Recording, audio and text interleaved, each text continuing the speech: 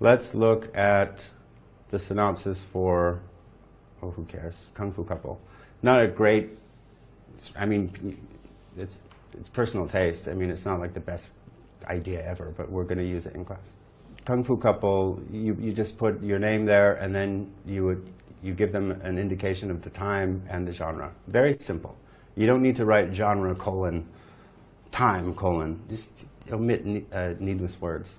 So put the logline in, and people like to skim down. They like to skip over your writing and read as few words as possible.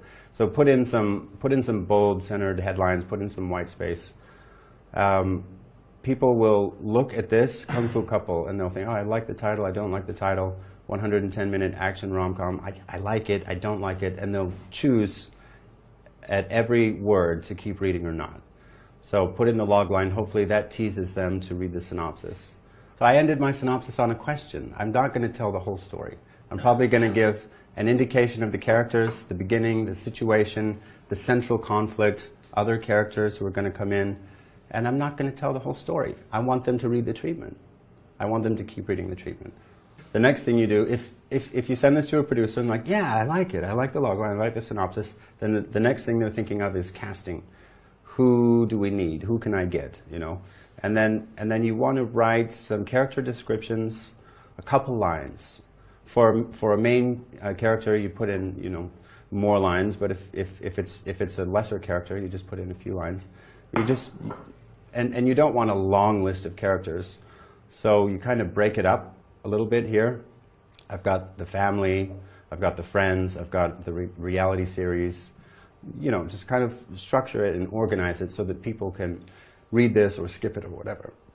Xin is a Southern-style martial arts fighter. Strong arms, fast footwork, and immovable stances. She moves in with Qian's family after the wedding, but doesn't get along with Qian's mother. Her name is also one of the 5 Kung Fu states of mind you need trust, which she surely lacks. Good. So you put in a little bit, you don't have to say how tall they are or what color their eyes are. You really don't have to. But basically who they are essentially and what their problems are.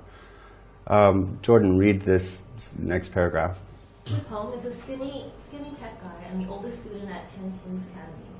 He wants to learn how to stand up for himself against bullies and win the love of a girl. So also you throw in, you describe the character, but also tease. Throw in a scene. Throw in a possible scene so people, okay. So let it come together just in the description. John. Xiaonan is a feisty young girl at Xianxin Academy. Her name means man, and she takes it literally. She hates losing. Thank you.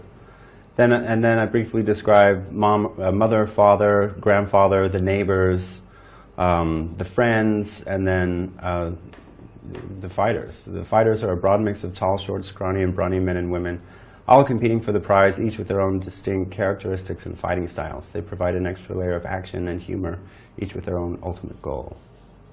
And then if people like that, they'll keep reading.